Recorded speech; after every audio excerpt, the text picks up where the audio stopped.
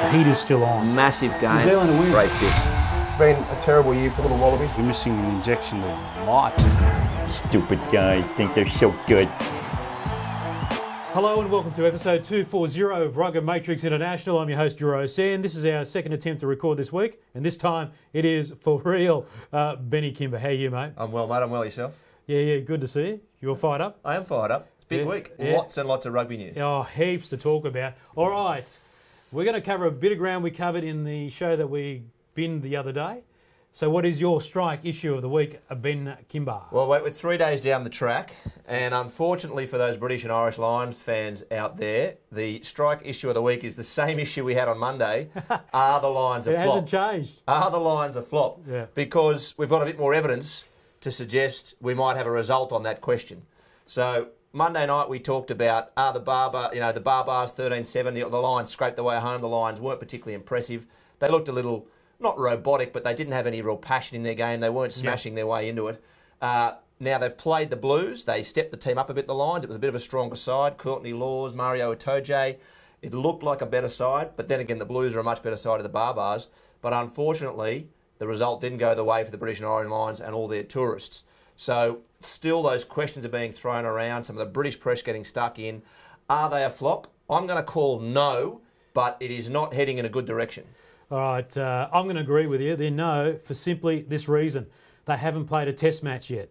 And Ben, they can only ever be judged on how the test matches go. They can lose every single other game on tour. It doesn't matter because the test matches are the ones that count. And it makes for great theatre down the track if they happen to lose the other games and still win the test matches. So maybe it's a bit of a rouge. Yeah, look, I'll agree with you there. If this Lions squad goes on to take the series or win a test, they'll be the start of the tour will mean very little. If they take test one, everyone will be forgetting about the game against the Barbars and the game against the Blues. The fact of the matter is, though, that the Blues squad is currently the worst performing super squad, and they've already had a loss. They've got the Crusaders ahead of them now, and the Crusaders side looks fantastic. The Lions, though, what I will say in their defence is they were improving, right? They were bringing better players in. They were finding some combos. They put a better effort on the park by some margin, and that game could have gone either way. It could have gone either way. A few things going the right way for the Lions, a few things not quite falling the way they did. One spot in particular I thought was massive on the game. I want to get straight to that's try by Sonny Bill Williams just on the stroke of half time to put the Blues in front. I thought that was an appalling decision. I did not think that was a try at all. TJ Fain jumped up, got hands on the ball. I thought that was as clear as day. The ball was knocked forward. Sonny Bill Williams jumped on it, try, and the shape of the game changed immediately heading into half time. All right, so there was an interesting thing at the start of the game too, and a few comments about the haka from the Blues and this action. What did you think about it? Oh, look, I didn't find it to be a particularly upsetting piece. I think one of the journos out of the UK wrote a piece saying that... It's all to do with the timing and the wake timing, of what's happened in the UK. A tribute to the victims in London and then the timing of that. So, maybe in hindsight it didn't hit the mark exactly the way they would want it to in that regard. But really, I didn't have a problem with it. The haka's the haka. My only question would be, when does it get wheeled out? I don't know enough about it, but that one was a special one, I believe, for the Blues. They wanted to pay a tribute to some ex-players and a few other bits and pieces. First time they'd performed it. So, good luck to them, and I think it gave a sense of occasion, and I didn't have an issue with it. All right, so I think obviously there was no, meaning to it from the Blues in any way that would be construed as being disrespectful, but it was an interesting side point because there's a few things happened on the side here, Benny, which I want to talk about.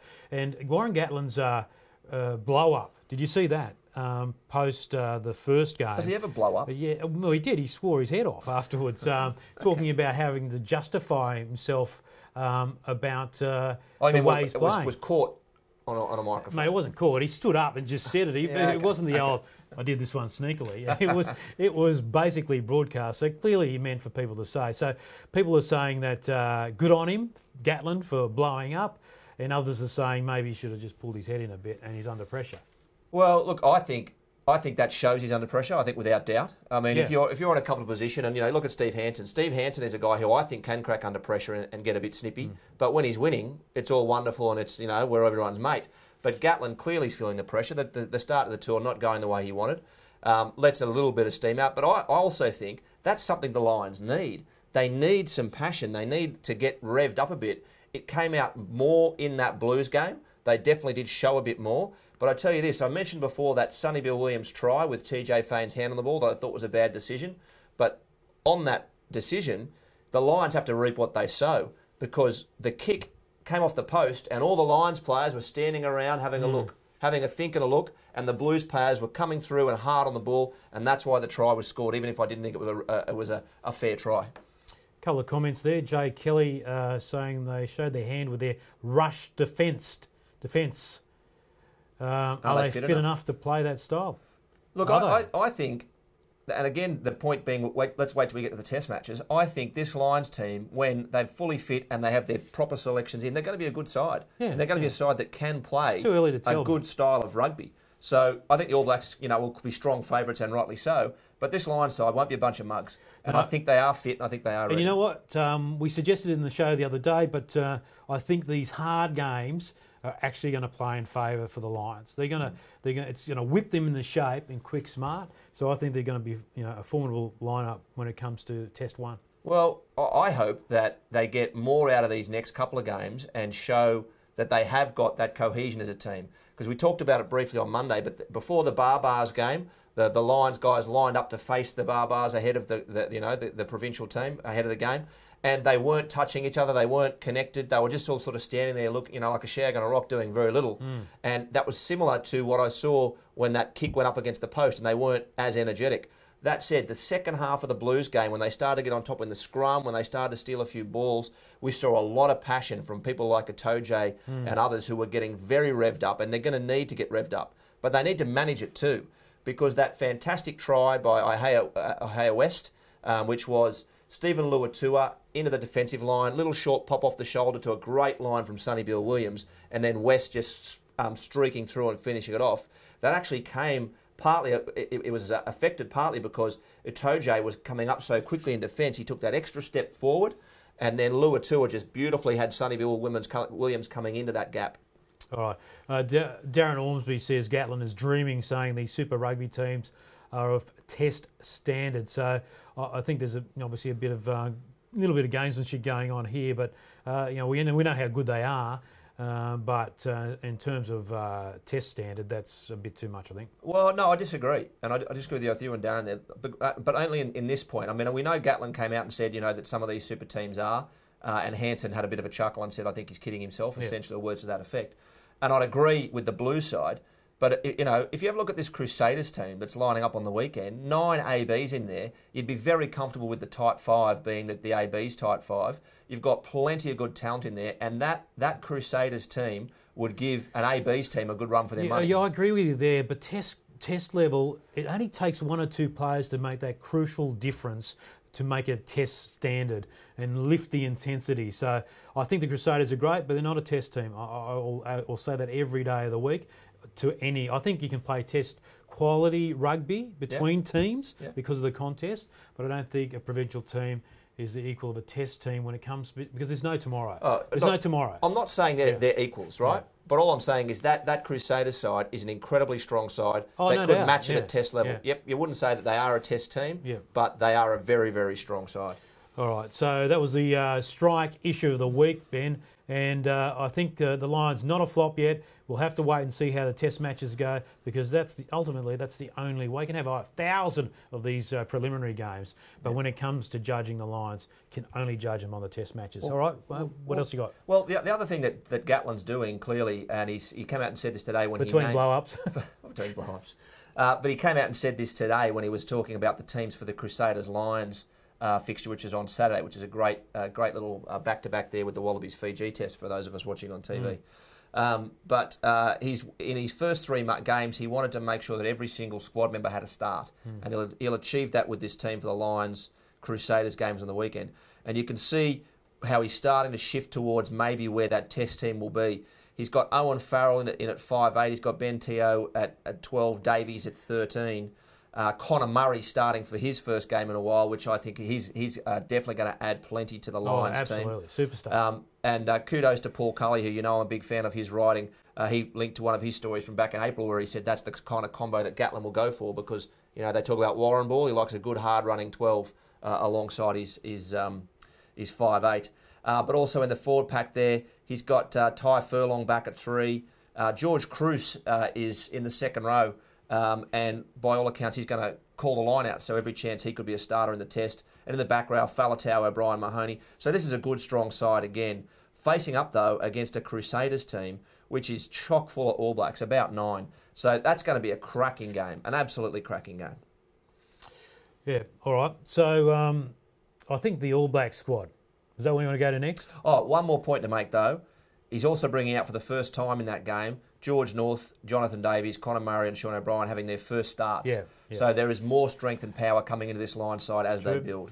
I actually like Sean O'Brien. Big fan of his. Yeah. The tank. Yeah. All right. So let's move on to the All Black squad, yeah? Yeah, absolutely. Yeah. And seriously, I mean, Steve Hansen, it is more a case of who you leave out of this team. It is, mate. It is. Look, overall, not a particularly surprising squad. I think stayed faithful to most of the starting players that he's had, and most of the guys, even with the guys with injuries, they've all been named. Really, but not a surprise. Are there any more Barrett boys? As I said before, there's a Barrett farm somewhere that they're growing these blokes on because they keep bringing them in. Can they have one just outside of Sydney? But not a surprising squad, but a very strong squad as we absolutely expected. The really interesting names in there. Geordie Barrett becomes the third Barrett brother into the team, and I think, as I read today, I think that's the first NZ squad that's had 3 brothers in at the one time. In the midfield, Ryan Crotty's been named, even though he's injured, which might be why Lamalpi, the former Warrior player, has come into the midfielders. Interesting pick there too. Brings a bit of that Nonu style back, that crash ball, but also picking a guy who is a genuine 12 in case Crotty isn't there. And we're going to talk about 12 when we get to the Wallabies squad in a minute. He's picked on absolute form. Absolute form. Undeniable. Yeah. With Leonard Brown and Sonny Bill Williams, you have to think Sonny Bill's the chance, well, not the chance, but the most likely pick for 12 for the ABs. Big game player, just like someone like Jared Hayne in rugby league. Yeah. He is a big game player, but look, he's likely to get the 12 jersey, you'd think, because Crotty's injured. Crotty is the form 12 in rugby. No surprises in 5'8" or halfbacks. Loose forwards, Matt Todd, unlucky to miss out, but the guys there, as you'd expect, Kane, Kano, Reid, Sevilla, Squire. Scott Barrett in there in the locks. Dane Coles is the big worry still. We know that Coles, Crotty, Ben Smith and Brody Retallick all have niggles or injuries or concussion worries about them, so a few guys to keep an eye on, but wow, what a strong squad. Big omissions, I suppose, Damien McKenzie, Fekatoa, Matt Todd, Stephen Luatua and Milner Scudder, who's going to play in the Maori game. But all of those guys, Luatua's never quite cracked it, and the other guys you'd think will feature at times if there are injuries. Yeah, what do you think? Fekatoa, obviously, it's a huge competition, but I feel sorry for him. Some of the stuff he's done in Super Rugby this year has been outstanding. Yeah, but I think we talked about it last year, and I didn't think Fekatoa was the man for the All Blacks backline. Like, I think he's a very good player, but I think other guys offer a lot more than he does at 13. Yeah, true, but I think his form, has been great. Yeah, form's been pretty good, but I think he's had his chances, and I think there's other guys who deserve those chances. Right. I don't hate him, but mate, well, I always tell you who I think should be there. Leon said there is more. Obviously, is that in relation to the Barrett boys?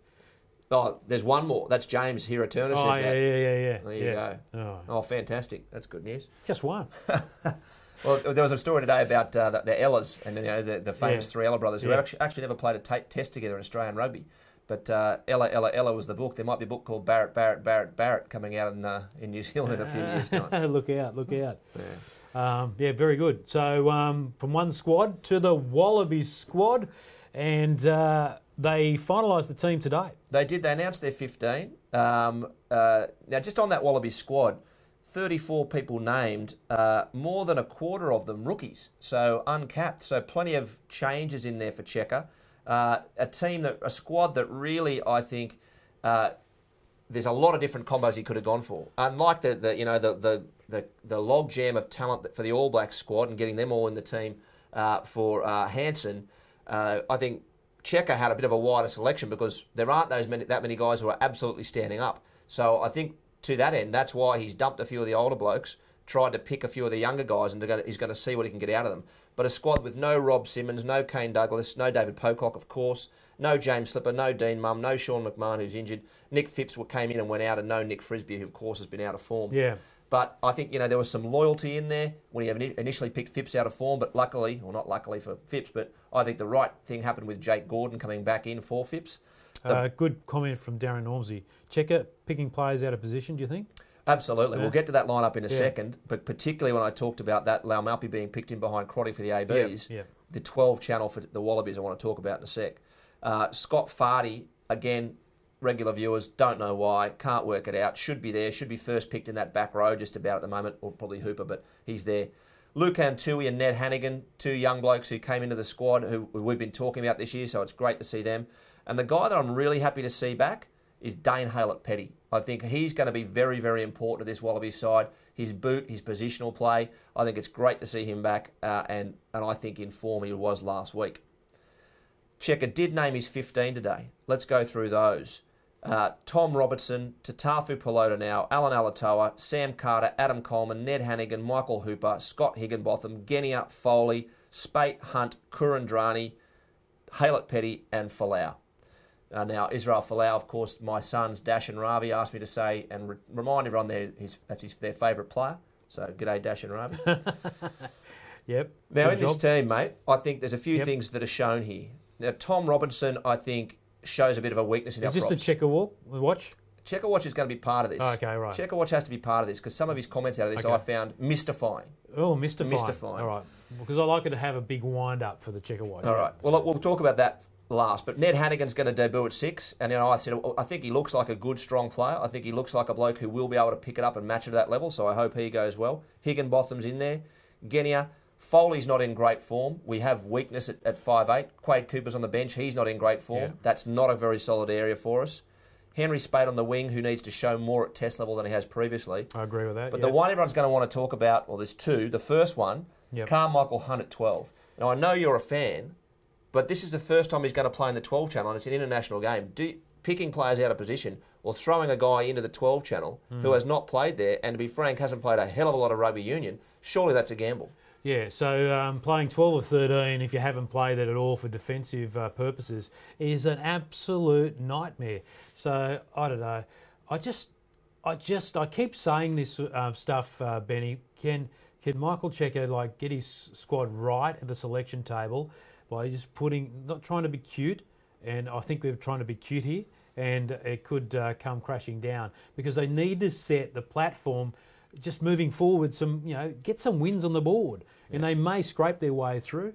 But taking risks like that is not the risk taking that I think is acceptable for this Australian team right now. So yeah, it's a bit weird. Weird. I tell you what, and I think the point there is that Darren made was absolutely right. He picked up on the positional play and picking. I want to see a player in a test position that moves him maybe into an easier position. But not certainly into a harder position. Yeah. Well, it's far harder. And traditionally what you've seen, particularly when league players have come in across to union, they start on the wing because there's a lot easier positional play in some ways defensively, clearly, than in 12 or 13 channels. So, and you get to see what's happening on the inside, so you learn the game. So putting him straight in there at the 12 channel is a gamble. And particularly when I saw our old mate Jamie Panderam tweeted today, he said, keep an eye on the Fiji number 12 who'll be running at Hunt. He is 121 kilos, and his name's Jale Vadabua. So if there's anyone who's going to test out a bloke in his first 12, Hunt's going to want to get that right every time because this unit is going to run at him hard. Yeah, so Leon Parra's actually asking about who we're playing this weekend. Fiji.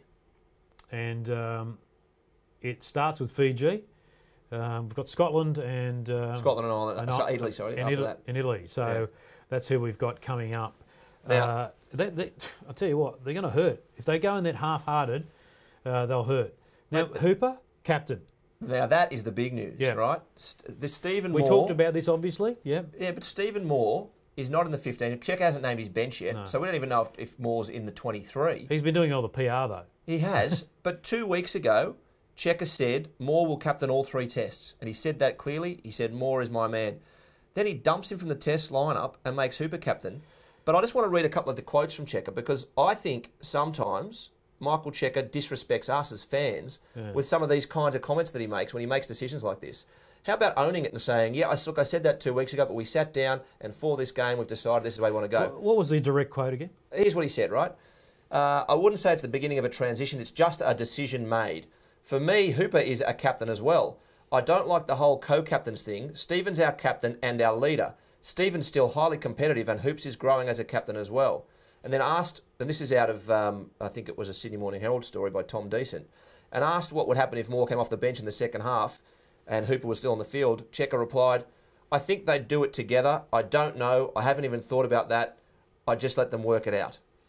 So he doesn't even have a plan for who's going to be captain where if Moore comes on. But you'd have to think the captain who starts the game who's on the field is the captain. Well, he's either has and he's just telling us. Well, one more thing that he said, and again, this is like, this probably goes to Clowngate, right? The way he reacted to the media, he clearly has problems with the media. Yeah. Because on this topic he said, I know it's convenient to say dropped and all that because it looks good in the paper.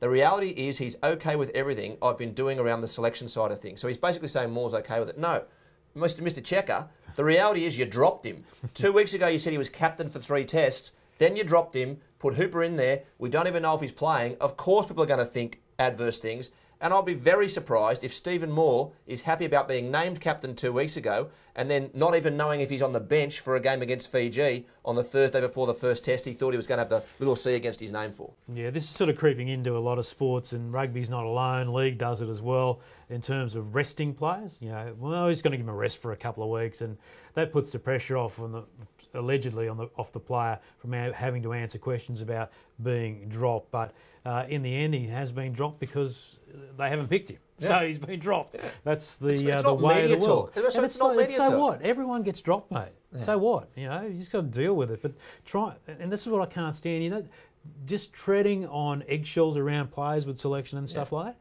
Just be fair dinkum. Yeah. Yeah, he's dropped. I don't think he's good enough for this game. Yeah. You know, he might be good enough for a game down the track or whatever. Yeah. But he's dropped. The players are tough. Stop being soft on them. And similarly, I think it's the same sort of we saw with the Fardy messaging. He told a couple of different stories about why Fardy wasn't there.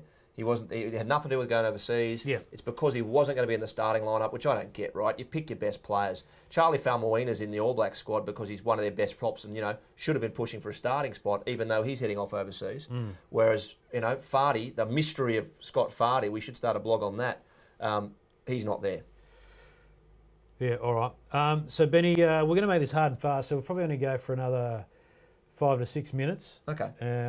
Maybe a little bit longer, but that's about it. So, yeah, interesting lineup. So Tafu's in the starting lineup there, mate? Can I ask you about Will Genia? Yep. Was it time to let go? Really? Wow. No, it's caused, I don't know. Do you think Genia's not going to quite have it? Well, I'm just wondering about the whole thing about Australian rugby and players who've played overseas, players in the Australian lineup. I don't know. Has it been disruptive from Australia's point of view? You know, looking into last year, for example, when he was available, when he wasn't. Yeah.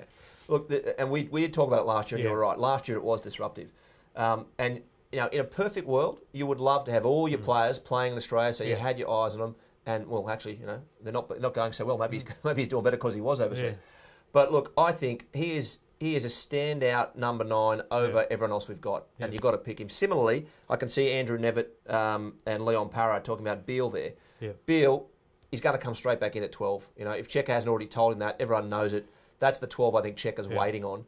And he will come back. And look, I don't think that's the case. Yeah. I hope he gets a start back at the Reds. No, so I was just sort of throwing it out there because I'm a massive fan of his, but just in light of the sort of disruption to last year, continuity for Australia, and you know, Checker has a hard time as it is just selecting players. Yeah, but mate, this is not going to be a walk in the park for the Wallabies. They've got blokes out of position. They've got a new captain.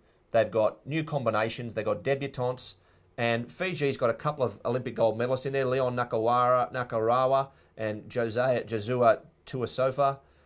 They're going to be a really interesting team to watch run around. I'm really looking forward to that game. Leon Paris says, what about Beale at 10?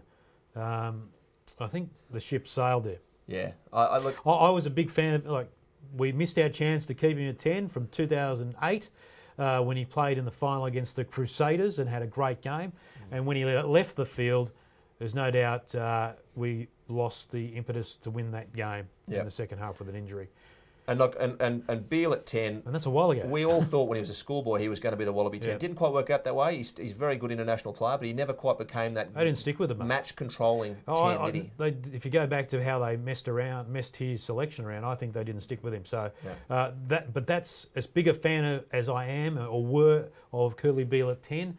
It's over. Yeah. He's now moved further back. So out. And one thing we've really got to watch in this Wallabies game is how the defensive line comes together. Like, there's going to be pressure on Nathan Gray. Nathan Gray's Waratahs have been the worst performing Waratahs in the professional era, according to a story from Ian Payne in the telly this week. 48 tries. Sorry, that was their attack. They're getting smashed up in defence. They've conceded 58 tries in 13 games this year. So our defensive coach is coaching one of the worst defensive outfits in Australian rugby this year. Well, they're all gone pretty bad. And our attack coach coaching the Brumbies, they've got the 6th lowest attack with only 290 points this season. So our attack coach is coaching a team which is struggling in attack, and our defence coach is coaching a team that's struggling in defence. What's the common thing? How's it going to come together? The common theme? The common theme? They're both coaching at Super Rugby at the same time. What's your point? My point is that they can't focus on the national team and on their state team at the same time. Not for those young coaches. Yeah. Experienced coaches who have just got a critical role, yeah. which is one thing, and have been doing it for a long time, yep. But I think it's just too much for them. It has to be, because why else would they not be performing? But look, my point would be, why would you get these young coaches in as the Wallabies coaches? You know, maybe you need more experienced guys there. If they can't handle this Super Rugby season, are they the wrong guys for the Wallabies? Yeah, but job? It was more about getting them on board and everyone singing from the same hymn sheet. You know, Checker gets on board coaches from Australia and the Brumbies. Yeah. From the Australia and the Brumbies. I meant the Waratahs, not Australia. Hope that wasn't Freudian. The Waratahs used to be Australia back in the day. But I think that was one of the main reasons for it, to get everyone on board. I know, I've been there. We've discussed that sort of stuff in the past, in the back room as management of Australia. Yeah. So, I think they just lack experience, as Bill Rogers says. Exactly. Yeah. So, there you go. So how do you think they'll go? Look, I think the Wallabies, I think it's going to be tight. I think it's going to be tighter than people think. I think this Fijian team's going to have some really They'll good... come here to play. Yeah, they will. It's going to be out in Melbourne. I'm not sure about the weather. If it's wet and slippery, you never know. But look, that Wallabies team, they should win it. They should, but I'm not going to put my money on it. Is it at Etihad or was it... I think it is. Shut the roof. You just turn the roof. Yeah, close the roof. Yeah, okay. If it's at Etihad. Yeah. Well, what is it called now? Is it still Etihad? I don't know. I can't keep up with the ground names. But if it's at the... I keep going to the SFS when I go to watch the Waratahs. Well, if it's at the Rebels home ground, I'm not quite sure. Should really know that, but it's in Melbourne. South Africa. Now, Can you mention that? Yeah, a couple of things in the news I want to talk about. Yeah. Now, I think one of the games of the weekend could be South Africa-France too. South Africa-France, both teams, we aren't quite sure how they're going to travel. It could be horrible, or it could be one of the greatest games of all time. It could be fantastic. A couple of injuries for the South Africans, though, guys like Dwayne Vermeulen and Damien Dialendi out. But, the French have got some really good cattle there. The South Africans will be looking to pull something together out of a very mixed season. So, I'm going to watch that one close. I think that'd be a cracking game. You're right. Look, and I did say ages ago that I'd have a solution for South African rugby. Maybe we'll watch the game this weekend, and at the end of it, I'll bring it out next week. So it's been promised a long time, but it involves a special guest who we haven't got on yet as well, right? No, it does. Actually, two of them. Yeah, it does. Now, the other thing in the news this week, rumours out of South Africa. What's your pick then? My pick for that game? Oh, mate, flip a coin. I'll go the South Africans. Is it going to be 55-60? I'll go the South Africans at home. All right. Now, rumours out of South Africa on the fallout from the changes to Super Rugby. Clearly, we're looking, Sanzar's been looking to lose a couple of South African teams and try to get down to, the Super 15 that's aimed for next year. Cheetahs and Kings, the two in the firing line there. So there was a story by a guy called Craig Ray on a rugby site. I forgot the name of it, but I'll post it later. Yep. That said the Cheetahs and the Kings are the two looking to go join Pro 12 in Europe, and very happy about it. They look like, in more competitive, good money, good time zones. It looks like time it will work for perfect. them. To the point where one more South African team that he wouldn't name is looking at leaving as well. Yeah, so saying this actually might be a better thing for our franchise to go and play in that competition better for our fans, better for our standards, better for our cash. You know, and that would be massive. Yeah, might be the way absolutely. the ARU could say, all right, we'll keep our 5. I think that's a big thing because when a couple go and the other teams see how lucrative it could be performance-wise and through income and other reasons, I think it could open the floodgates down the track. Yeah, mate, absolutely. And it makes sense. But as long as we still maintain the test windows, you know, I think the Tri-Nations, I keep calling them Tri-Nations, but the Sanzar Alliance at test level, I'd like to see that. Look, I'll say this to you about that. The Kiwis, I think, you know, as what I've read, this is my own information clearly, but from what I've read, the Kiwis have always wanted to make sure South Africa stays in Super Rugby because they want to make sure they're tested. Yeah. But if you were to step back and with no allegiances and you know, nothing going on and just plan the best commercial rugby product for fans in the Southern Hemisphere, South Africa would align with Europe and Australia and New Zealand would put something together that may invite a Pacific Islands team or a Japanese team around there. But that would be the best product you could build. Getting games in the right time zones for fans all the time. You know, a season where your Super Rugby team didn't play 3 in the morning. It was on every weekend, either Friday or Saturday, you know, night or afternoon, a 6 o'clock game or an 8 o'clock game. That would be perfect. Right? Yeah, it would be. It would. And then you'd play the South Africans maybe in a final series. That's one thing that's been talked about in the past. It's NRL competition between rugby teams. Yeah, we don't get enough of it. We don't get enough. But the reverse, you know, where New Zealand has the dominance. Yeah. You're going to move me along here, aren't you? Yep, I am. Another thing I just want to talk about in the news is Nick Stiles starting to make his mark with that Red squad. The season's not over yet, but a couple of announcements this week. Leroy Houston gone for personal reasons. Like, I don't know what's going on in Leroy's life, but he hasn't been cracking it in Australian rugby, so it's not a surprise. But Rob Simmons out the door. And that is Queensland royalty, my friend. Yep. But the big news on that is he's only 28. This isn't like a guy who's well over the hill. They've made the call that Rob Simmons isn't their man, and some of the stuff I read in the papers, which is probably well informed from the Queensland camp, was the likes of Isaac Rodder and Lucan Tui coming through, who are very physical around the park. They don't reckon Rob Simmons is going to cut it with the new second rowers. So big change. He could turn up somewhere else, and I think that's not a bad thing for Australian rugby. Checker came out and said keep him around. He's got to have more in him. I mean, Josh Man-Ray just re-signed with the Brumbies for 2 more seasons. He's 36. He's going to play Super Rugby through to the age of 38. So 10 years past where the Queensland Reds have gone, Rob Simmons, test lock, you're not for us. Yeah, big call. Club rugby was just mentioned by Leon Parra, that he watched the Sydney Club rugby game last week and was loving how the 10s played, should get a look at. And, you know, it's funny how everyone's jumping on board club rugby. We've been saying it forever, how its tribalism has been so exciting. Big crowd for the local derby up at Manly Way the other day. And the good news is I'll be back on the 7-2's coverage on Saturday, and I'll try and give our audience another shout-out on the RuggaMatrix crew. In Australia, we watch you on 7-2, then we watch the Lions Crusaders, then we watch Wallabies. What a great start. PG. What a weekend. What a weekend. So it's going to be gold. So I think we're watching the weather because it might determine what game we go to on the weekend. So I'm waiting to find out from our great producer, Simon Fordham. The great Fordhams. Doing a great job for club rugby in Australia where the energy and the you know the real groundswell is starting. And the blokes at the top can take notice of it. Yep. All right. Anything else, Ben? 2 more things to cover off. Right. Very briefly, Checker Watch. I think we've already had our Checker Watch for today. Checker Watch. But I did want to call out because we talked about his comments. I don't think his comments around the captaincy change were honest. Let me put it that way. I don't think he was being fair dinkum in the way he talked about the Australian captaincy change.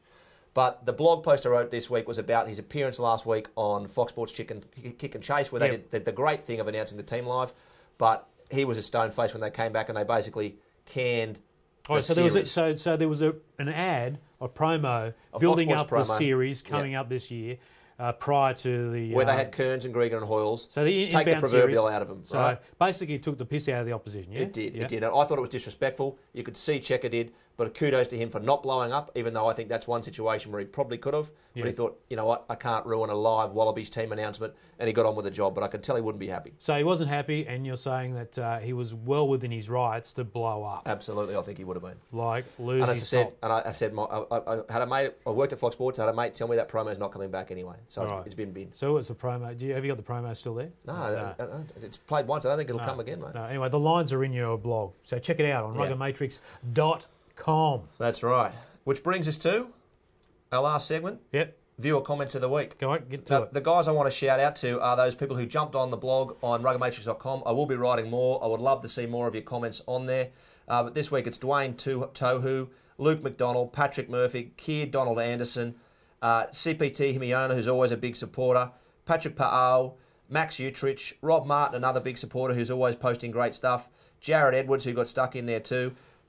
Thank you guys for getting involved there. More blogs coming this week. I might even have a crack at an All Black legend in one of my blogs. But the big shout out, the viewer comment of the week, and I did mention this on Monday's show, is Rodney Moe. And mate, hold on. They're up the scaffolding in Darwin for Kafer Scaffolding. He said they get up there and do their work and they put the podcast on and they have a listen. So Rodney's up there hanging on and he's there with Jerome Mapasua. And he said, please give a shout out to Jerome Mapasua for his 30th birthday. And he gave Jerome a Canes jersey. So big shout out to the Kafer Scaffolding boys. And can I just a shout out to, I'm just going from memory, I think it's Julian. He was tuning in from Norway. And he's from on our aborted show. And thanks for sticking with us, by the way, on that one. But he said he had to move off because the kids interrupted him. Come on, Julian. The kids, RuggaMatrix. No, you're doing a good job. Thanks for tuning in from Norway. Great international audience. Speaking of which, when I put this show up on the podcast feed, keep an ear out for the latest RuggaMatrix America from Alex Goff. He's filed another show. So if you want to keep up to date with everything going on in the USA, it is the only podcast to listen to. Alex and the team know their stuff. He's an absolute expert on the game in America. You won't get it anywhere better from anywhere else. All right, Benny, all good? Mate, all good. Guys, as always, please comment, like, share.